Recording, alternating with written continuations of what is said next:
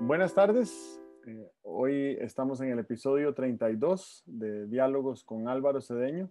Aquí Álvaro Cedeño y Álvaro Cedeño les saludan. ¿Cómo estás? Muy bien, muy bien. Ya Bueno, terminando el mes de octubre. ya se sienten unos cambios en el clima, ¿verdad? Hoy en la Sí, mañana claro, amaneció frío y ventoso, tenía pinta sí. como de diciembre más bien. El sol hace varias semanas que cambió su posición y uno nota que está alumbrando desde otra dirección. Pero además debe haber también una influencia por el enfriamiento del hemisferio norte, de que tenemos unos vientos distintos, una temperatura distinta. Creo que los vientos hacen que el cielo tenga o menos nubes o más nubes, de manera que nosotros y los pericos sentimos que ya se está acercando el fin de año. Sí, es llamativo que que se perciban esos cambios a pesar de que estamos tan cerca del trópico, ¿verdad? Uno Sí, pensaría que ese tipo de oscilaciones son más perceptibles hacia, en los extremos, sí, hacia ¿verdad? los polos y sin embargo yo Claro, también lo he percibido desde más o menos desde el 21 de septiembre. No puedo estar seguro de la fecha, pero creo que coincidió sí, con el equinoccio. Eh, las noches se pusieron frías, claro, ¿sí? claro, Entonces ahora todas las noches me pongo un suéter ahí, liviano, pero me pongo un suéter. sí. Entonces esa diferencia la he percibido clarísimamente, ¿verdad? Creo que hay que prepararse para celebrar una Navidad muy singular.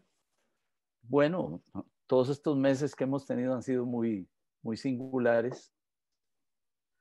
Eh, la Semana Santa fue muy distinta. El, el 2 de agosto, que era otra fiesta de movilización y tal, hacia Cartago, también fue bien distinta. Yo, por cierto, un día pensaba cómo habrían sido las celebraciones judías en el mundo en septiembre y no sé, no tengo información, pero bueno, tenemos que prepararnos para celebrar un fin de año singular. Ujú. Antes del fin de año está la celebración de la abolición del ejército, el 1 de diciembre. El 1 de diciembre, sí. Este Ujú. año es la primera vez que es feriado nacional, Ah, de veras. ¿sí? Ujú. Y hay un evento muy bonito que se está preparando en el Museo Nacional eh, y, y bueno, ahí veremos detalles de eso porque va a ser una celebración muy emotiva, creo yo, y en un momento en que es bueno recordar de dónde venimos.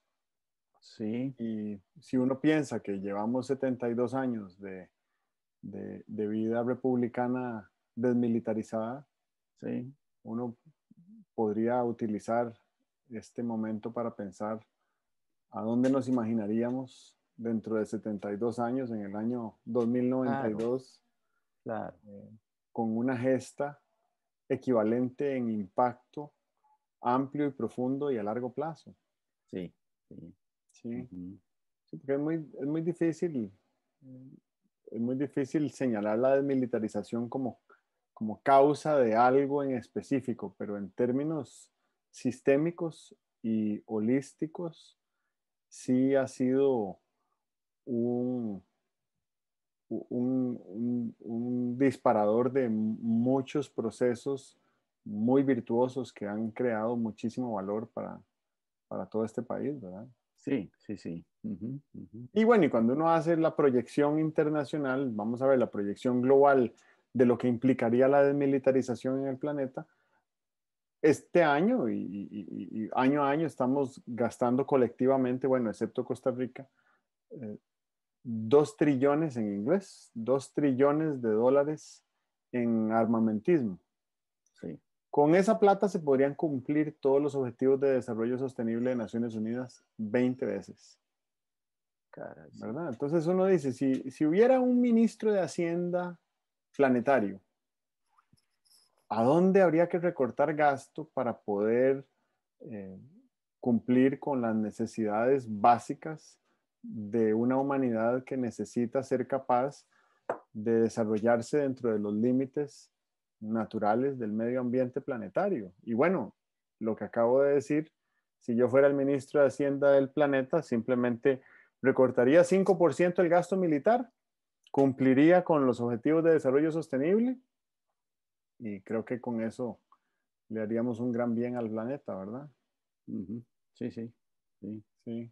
Y tal vez si devolvemos esa analogía otra vez a lo local, ¿qué sería el, el mejor uso de los recursos públicos limitados y decrecientes para generar el máximo impacto imaginable hoy en día, Claro, pensando en claro. nuestro presupuesto, que yo no conozco detalles del presupuesto, Ujú. pero sí sé que le están volando tijera, pero no le están volando tijera pensando en cómo hacemos para recortar aquí e impactar lo máximo allá, ¿verdad? Esa no es Sí. la lógica que están siguiendo. La lógica que están siguiendo es cómo jodo yo a aquel y cómo aquel se salva de esta y cómo negocio el otro. Y Ujú. un juego muy transaccional. No, no podríamos llamarle ni de corto plazo. Yo siento que el tiempo no es un factor en la toma de decisiones de estas personas que están tomando decisiones sobre el futuro de la nación. Yo siento que no están dentro de la ecuación, no hay una variable que sea la variable tiempo. No están pensando en un futuro ni a 60 días, ni a 60 horas, ni a 60 minutos. Ujú. Ujú. Y siento que esa es una, bueno, por no encontrar mejor palabra, siento que es como una patología del sistema político o de la cultura que nos ha impedido desarrollar una de esas tres destrezas fundamentales del liderazgo, que es la capacidad de visión. Sí. Ujú. Entonces, pues sí, ya me amargué. Ah, bueno, bueno, qué malo. Sí, no, en realidad es que, en realidad es muy difícil pensar en otros a futuro. Es muy difícil pensar en, en qué va a pasar más allá de mi gestión en la función pública. Es muy difícil pensar con sentido de legado. Es muy difícil imaginarse cómo querríamos ser recordados como ancestros de las futuras generaciones.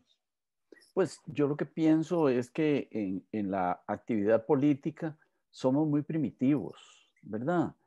Eh, Nosotros deberíamos inventar un sustituto al triunfo electoral.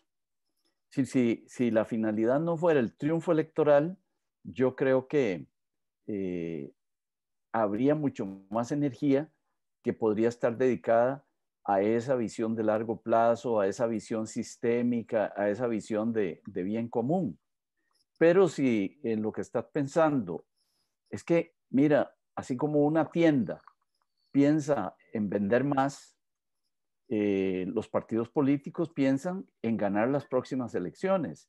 Y si para ganar las próximas elecciones hay que cortarle al otro partido lo que está haciendo bien, vamos a cortárselo, porque lo que no podemos permitir es no ganar, ¿verdad? Y claro, eso es un diseño, a mí me parece que perverso contra el bien común. Es decir, creo que la política produce mucho bien común, pero podría producir más si el diseño de la actividad política no fuera tan perverso. Eh, ¿Cómo se resuelve eso? Hombre, yo no lo puedo resolver en este momento. Lo que sí sé es que el mundo ha ido aprendiendo con menos mecanismos perversos y más de construcción, ¿verdad? Yo creo que el número de muertos del, del siglo XX en guerras no será igualado por este siglo, ¿verdad? Este siglo tiene guerras y tal y cual, pero es un siglo donde la razón se ha impuesto más en las controversias políticas internacionales que la fuerza, ¿verdad? Y Pues lo mismo le habrá de pasar a la política. Soñemos que un día eh, eh, los ciudadanos logren valorar la contribución que hacen los partidos de oposición y castiguen en las urnas a los partidos que perversamente están saboteando el bien común para detener el eventual triunfo electoral del otro, ¿verdad? En estos momentos en que uno podría llevar hasta en blockchain, ¿verdad? Un perfecto diario de todas las bienandanzas y malandanzas de los políticos y de los partidos políticos, bueno, a lo mejor ya no haya tanta impunidad en funcionar perversamente desde la política.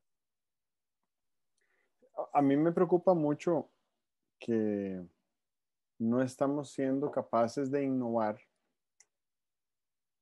respecto a la gobernanza.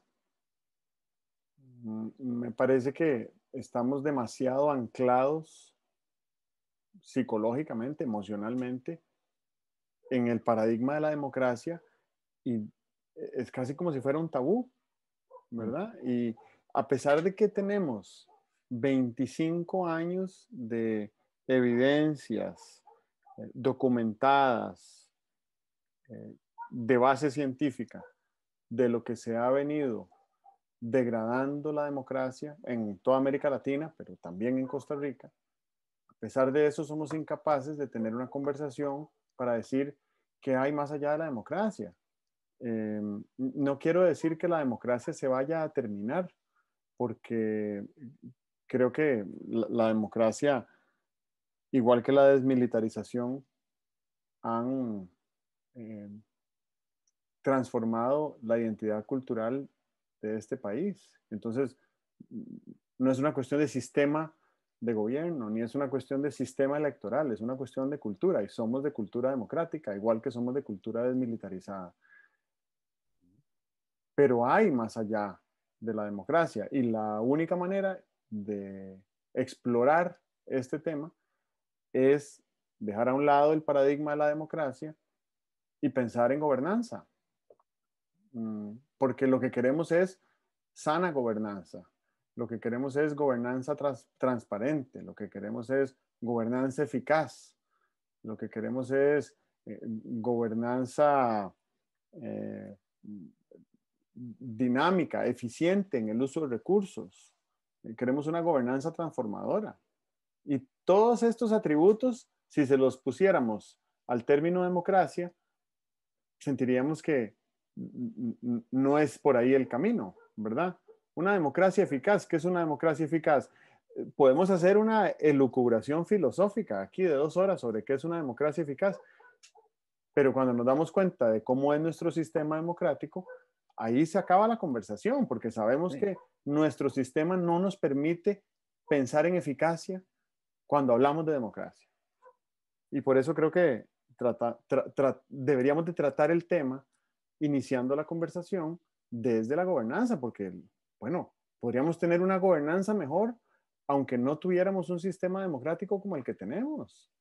Y no estoy proponiendo que nos deshagamos de él, eh, pero tampoco quiero proponer que dediquemos 15 años a hacer un montón de esfuerzos que podrían resultar inocuos a fortalecer la democracia que tenemos, porque esos 15 años los podríamos aprovechar mejor hablando y pensando sobre gobernanza. Es un tema delicado porque hay gente aquí que siente que la democracia es casi como parte de su religión, ¿verdad? Uh-huh. Pero a mí me parece que sí tenemos derecho de imaginarnos un Estado con mejor gobernanza. Es justo, yo creo que es justo. Tenemos derecho como ciudadanos de imaginarnos un, un Estado con una gobernanza más moderna, más madura, menos primitiva, como dijiste ahora muy bien, ¿verdad? Tenemos una actividad política muy primitiva. ¿A dónde cabe el blockchain en nuestra actividad política? No cabe. Pero en la gobernanza de nuestras instituciones públicas y de nuestras organizaciones privadas y de nuestras universidades y de nuestras cooperativas y de nuestros mercados, por supuesto que cabe y nos aumentaría enormemente la trazabilidad, la confianza, la seguridad, reduciría a un mínimo los costos de transacción, pero no los podemos incorporar esos elementos tecnológicos a la democracia como la conocemos. Yo pienso que hay en la democracia una serie de comportamientos que son tóxicos.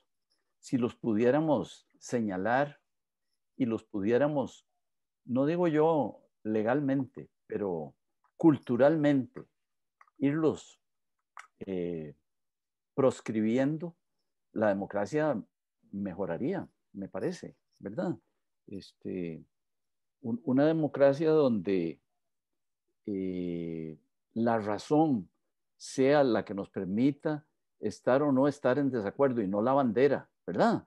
La democracia de banderas es, si fue la fracción tal la que presentó esa idea, voy a ver cómo me opongo y no voy a recibir la idea sin saber de dónde viene y a juzgarla racionalmente.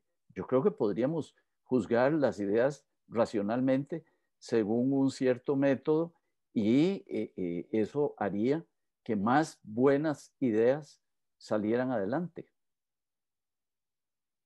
Claro, me parece que cuando hablas de la disyuntiva entre razón y bandera, es casi como la distinción que hace Michael Ignatieff sobre eh, nacionalismo cívico y nacionalismo étnico.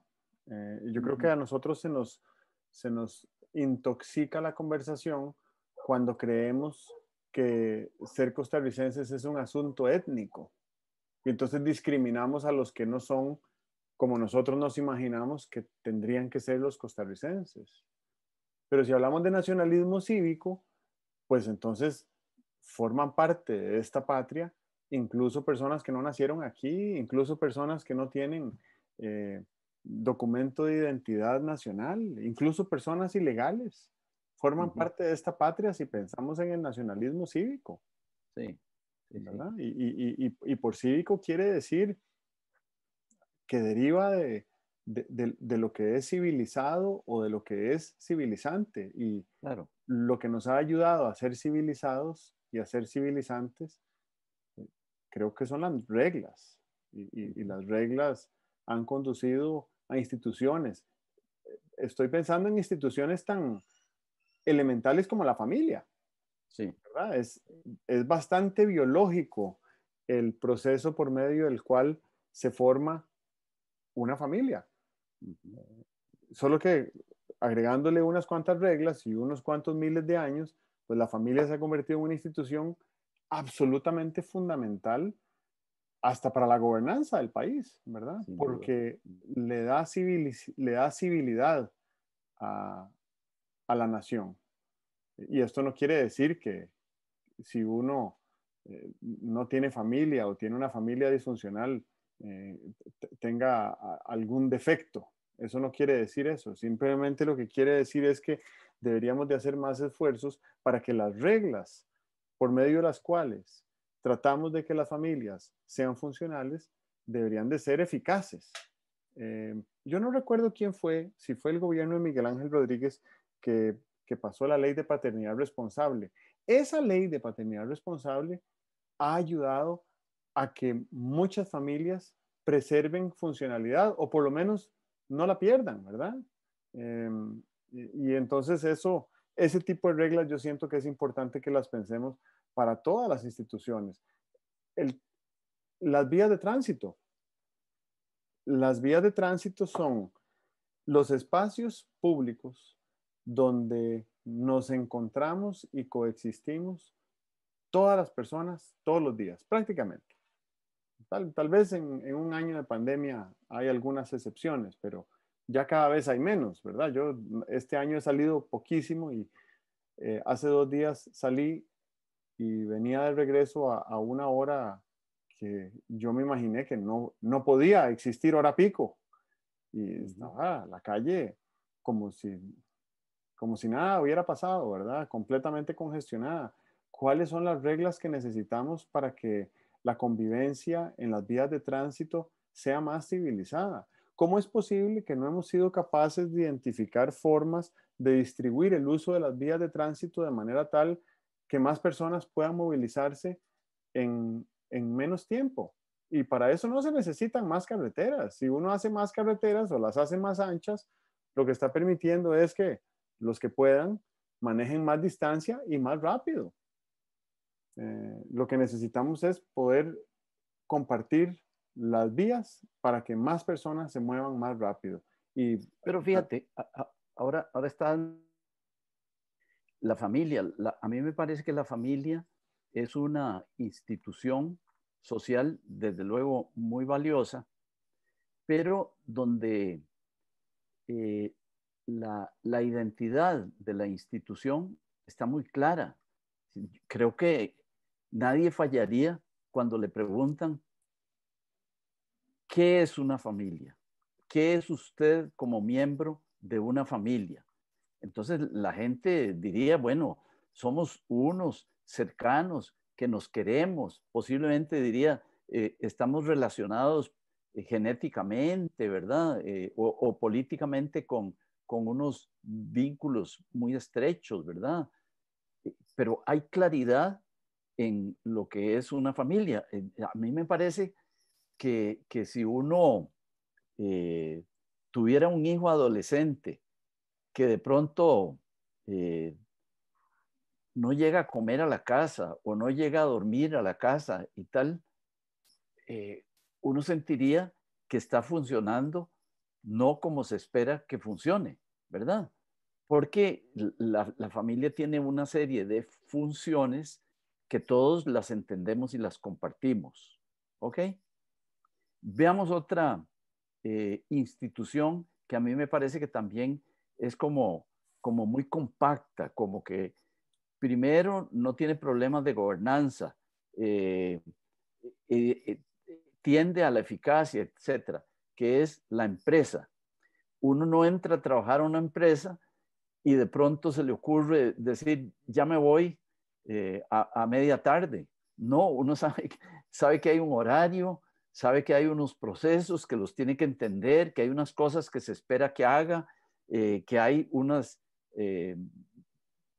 remuneraciones que recibe a cambio de participar en eso, pero hay claridad sobre lo que es una empresa. Yo pienso que, bueno, una vez oía decir que una cosa que cuesta mucho con personas a las que se está reeducando para que vuelvan a formar parte de la sociedad, una de las cosas difíciles es llevarla a una empresa y decirle, vea, le conseguimos este trabajo, en nuestra institución le consiguió este trabajo, y que él por la tarde se eche un pleito con el jefe. Uno sabe que en la empresa hay que respetar una determinada jerarquía. Bueno, si salimos por ahí por la calle a preguntar qué es ser costarricense, yo creo que no habría tanta claridad como si salimos a preguntar qué es ser miembro de esta familia o qué es ser miembro de esta empresa. Entonces, tal vez lo que haya es un problema como de conciencia de lo que significa ser miembro de esta comunidad costarricense. Y claro, eso es un desafío puede ser un desafío educativo, no me lo creo tanto, antes me lo hubiera creído. Es un desafío de desarrollo de la conciencia. Creo que no todos los costarricenses tienen una conciencia clara, madura sobre lo que significa ser miembro de esta comunidad. Entonces, ahí hay un reto y tenemos que superar ese déficit de conciencia para que un día sintamos que si vivimos en San José y algo pasa en Limón, de una cierta manera, yo debo sentirme aludido. Que nos ocurre, digamos, con las tragedias climatológicas, nos ocurre. Si se inunda algo en Guanacaste, aún los que nunca han ido a Guanacaste se sienten obligados, por lo menos, a ser empáticos, y muchos se sienten obligados a dar ayuda, etcétera. Bueno, esperanza, luz de esperanza. Cuando nos sentimos costarricenses, nos sentimos solidarios. Cuando juega la CL, todos somos la roja, ¿verdad? Bueno, ¿cómo hacemos para ir llenando otros baches en determinadas situaciones? ¿Cómo hacemos para que a nadie le quepa duda de qué es lo que hay que hacer, puesto que somos miembros de esta comunidad?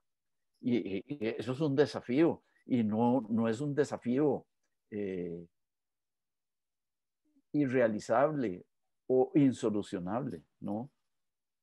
Es interesante porque decía una vez David Suzuki, que es un ecólogo y ambientalista canadiense, que los últimos 100 años nos desconectamos de los procesos de producción de alimentos. Ya nadie produce sus alimentos, ¿verdad? La cantidad de seres humanos que producen los alimentos de 7.800 millones de personas es muy, muy, muy pequeño, ¿verdad? Muchos Sí, sí, automatizados, muchos en grandes fincas. sí, eh, y, y entonces yo siento que al existir capacidad productiva que me permita desentenderme de la producción de alimentos, entonces eso hace que yo me preocupe por otras cosas. Cuando un Estado crea soluciones de educación y de salud, entonces me permite a mí desentenderme de eso y ocuparme de otras cosas. Y así con la tecnología y con muchos otros asuntos.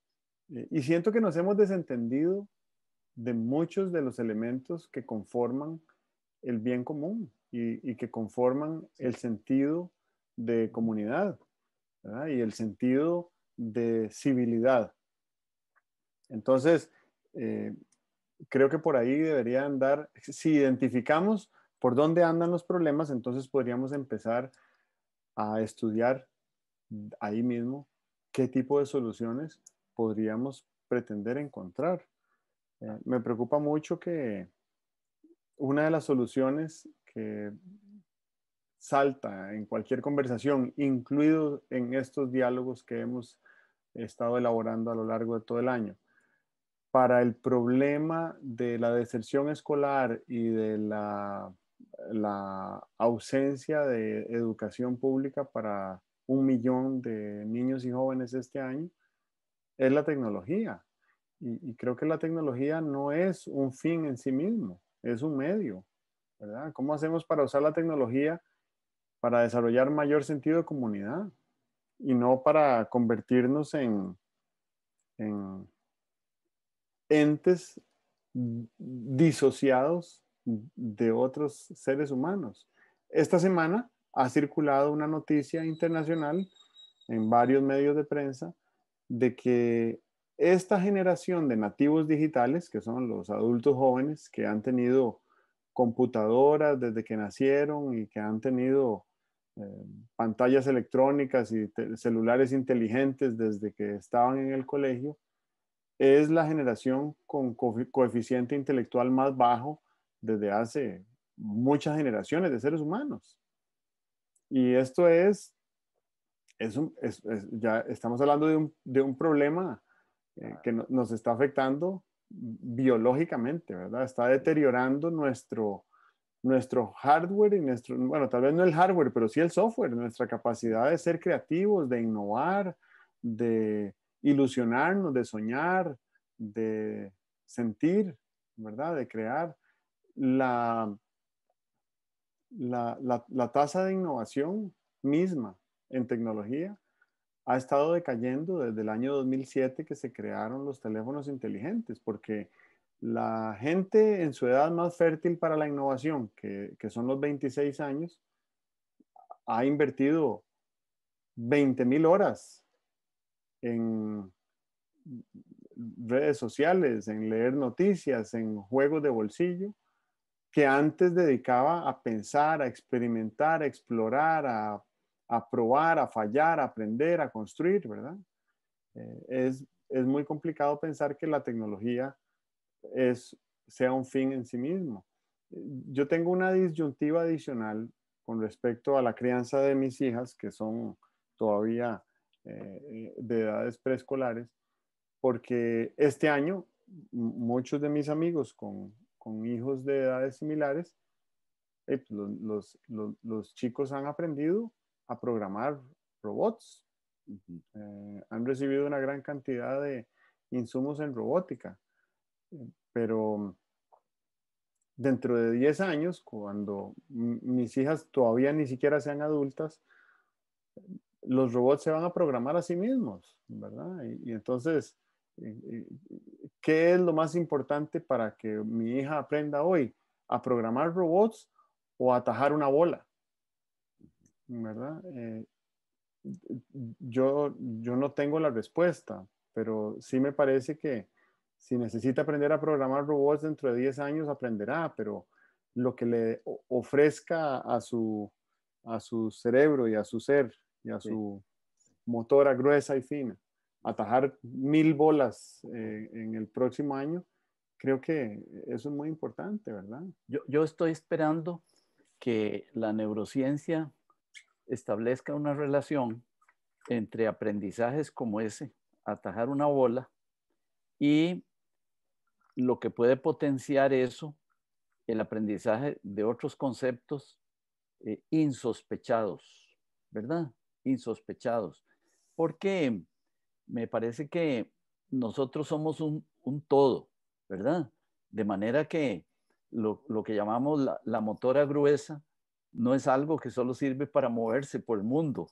Si la motora gruesa tiene que servir, tiene que tener alguna relación con la forma como nuestro cerebro funciona, no solamente para funciones motoras, sino para también funciones cognitivas. En ese sentido, si uno quiere escribir ciencia ficción, qué bonito sería pensar que a lo mejor lo que los niños deberían hacer, y eso es algo que muchos pedagogos lo dicen, lo que los niños deberían hacer es ser niños plenamente. Y hoy en día, eh, no sé, parecen viejillos, ¿verdad? Un niño con un teléfono celular está tan concentrado en la pantalla como está la mamá o el papá, ¿verdad? Cuando en otro tiempo no ibas a conseguir que un niño se quedara escuchando radio, porque lo que más lo llamaba era ir a jugar con una bola, ir a jugar por ahí por el monte, ir a pegar unas carreras, ir a salir en bicicleta. ¿Qué le estaremos negando a las nuevas generaciones cuando, incluso yo creo que muchos padres los estimulan, ¿verdad? Porque los padres estamos deslumbrados con la tecnología y nos parece, por ejemplo, como lo decías antes, que programar, que la robótica, esa robótica escolar y tal y cual, son las llaves para el futuro. No sabemos de qué se pierde un niño que no se aprenda poesías o no se aprenda canciones. Y no se aprende canciones porque ahí las tiene en el celular donde puede ponerlas inmediatamente con música y grandes cosas, ¿verdad? Y qué estarán perdiendo si no hacemos ese ejercicio. Yo me acuerdo en una época en que se le declaró la guerra al haber oído a Salvador Aguado en el año 1957 diciendo en el Auditorio de Ciencias y Letras, la memoria es la inteligencia de los tontos. Después hubo intelectuales conocidos, queridos y tal y cual, que se dedicaron a combatir la memorización. Y claro, a mí me parece que una formación escolar que solo se base en memorización es deficitaria, pero una educación escolar que proscriba la memorización, no sabemos qué consecuencias tiene, ¿verdad? Dijiste declararle la guerra ¿a qué? A la memorización. A la memorización, ok, está bien. Sí. Es que la palabra no se escuchó, pero sí quedó claro el Sí. resto del cuento. Vieras que ahora que hablabas de neurociencia, estaba recordando un estudio que leí hace algunos años sobre la diferencia neurológica que implica patear una bola a tirarla con la mano, porque Ajá, la mano está físicamente más cerca del cerebro. Entonces, para el cerebro poder controlar lo que la mano hace es muchísimo más fácil, mucho más fácil que controlar lo que hace el pie. Y entonces, eh, pues esto me lleva a pensar que en un partido de básquetbol, que cada equipo encesta 50 canastas, ¿verdad? Por partido. Eso no pasa en un partido de fútbol. Hay partidos de fútbol donde nadie mete un gol. Y, y creo que la admiración que yo particularmente siento por el fútbol de buen nivel es el grado de precisión que han logrado desarrollar esos jugadores de élite, ujú, porque es dificilísimo, se requieren miles de horas de práctica y ahí sí se utiliza ciencia y tecnología para ayudar sí, a que esos jugadores tengan mayor precisión, mayor control, mejor fuerza, mejor indumentaria, mejores canchas para que sí, la práctica de un deporte que es muy difícil de practicar, ujú, eh, pues prácticamente se vea fácil, ¿verdad? claro. Y entonces uno dice, bueno, qué necesario que, que las hijas de uno aprendan a patear 1000 veces la bola con cada pie, ¿verdad? Qué bonito eso que estás diciendo, porque yo no sé si tuviste la oportunidad, yo sí la tuve, este país era un país aislado, ¿verdad?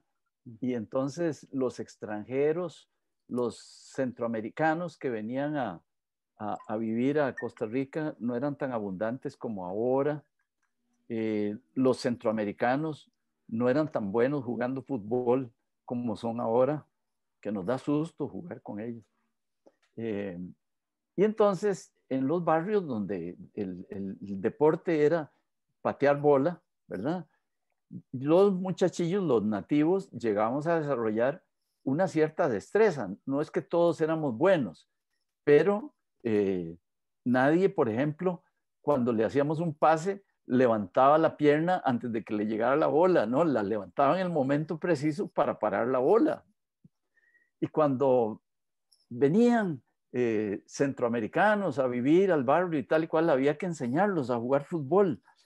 Y era una cosa, pero extrañísima, cómo les hacías el pase y levantaban la pierna y la bola les pasaba por debajo.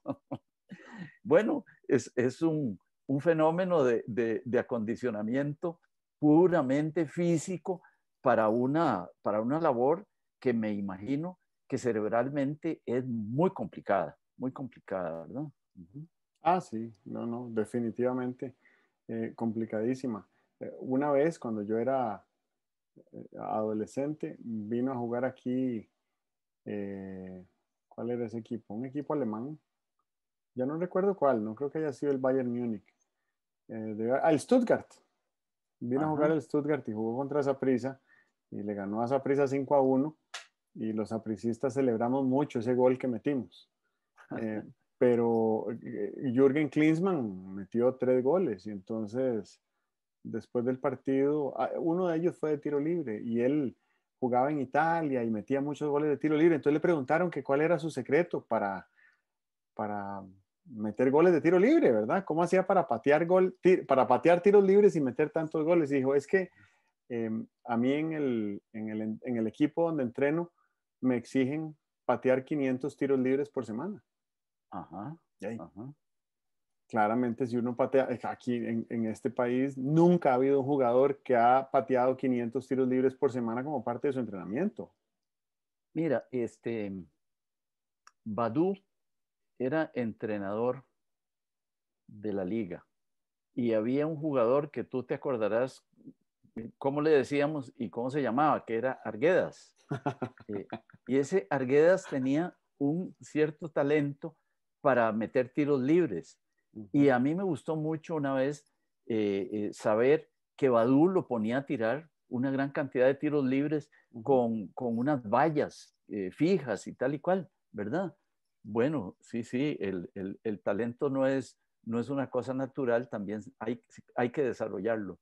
Sí, no es suficiente, ¿verdad? Yo diría que hay una ecuación muy linda que me han compartido y que ha sido muy impactante para mí este año, entiendo que es un profesor español que se llama Víctor Coopers, que dice que el valor de una persona es igual a la suma de sus capacidades y sus habilidades multiplicado por sus actitudes.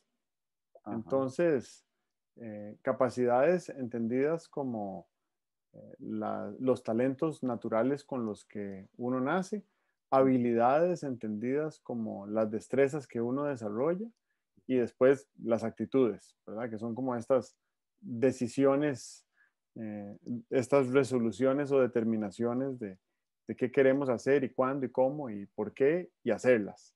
Sí. Entonces, esa suma de capacidades y habilidades eh, generan mucho del valor de una persona, pero el factor multiplicador que determina el valor de una persona son sus actitudes. Y uno se pone a pensar, si esta ecuación es cierta, a un futbolista que tiene talento y que ha desarrollado destrezas, pues habría que trabajarle también las actitudes, Ujú. ¿verdad? Froilán Ledesma tenía, eh, tenía talento, Sí. claramente tenía talento Ujú. y tenía una habilidad que había desarrollado también, pero siento que nunca nadie se le acercó para ayudarle a trabajar en actitudes, ¿verdad? Ajá, ajá. Me parece que Keylor Navas es una persona que tiene talento. Vamos a ver, hace 15 años Keylor Navas no era deslumbrantemente bueno, ¿verdad? Entonces, tenía talento, desarrolló unas habilidades y las fue desarrollando ahí entre procesos juveniles y procesos del club y procesos de selecciones menores y mayores y tal, pero su actitud todavía hoy da mucho gusto leer referencias de gente que trabaja con él, que juega con él, que lo conoce de cerca, porque lo que dicen de Keylor Navas es que él todos los días se esfuerza al máximo por mejorar lo que era ayer. Hey, es evidente, ¿verdad? No, a él no lo tocó una varita mágica, Ujú. ni es privilegiado con un físico eh, extraordinario para ser portero. Al contrario, ¿verdad? No tiene físico de portero. Y sin embargo, ha ganado 3 veces la Copa de Campeones de Europa y yo creo que ya puede descansar y vivir tranquilo el resto de su vida, sobre todo con lo que gana cada año, ¿verdad? Claro. Pero la diferencia en Keylor Navas es su actitud ganadora de vencerse a sí mismo cada día que entrena. Y eso yo siento que es algo admirable, emulable, compartible. Me parece que eso es más importante que cualquier herramienta tecnológica. Álvaro, esto lo conecto con lo que decías hace un buen rato. Eh, Nosotros, cuando evaluamos a un político, ¿qué le evaluamos? Y segunda pregunta, evaluamos las actitudes de los políticos. De alguna manera, nosotros a la hora en que estamos viendo candidatos, cuando vemos candidatos, vemos el currículum eh, y casi que nos quedamos ahí, ¿verdad? No vemos realizaciones. Las realizaciones, los logros de un candidato son resultado de ese producto de conocimiento, de talentos, habilidades y actitudes.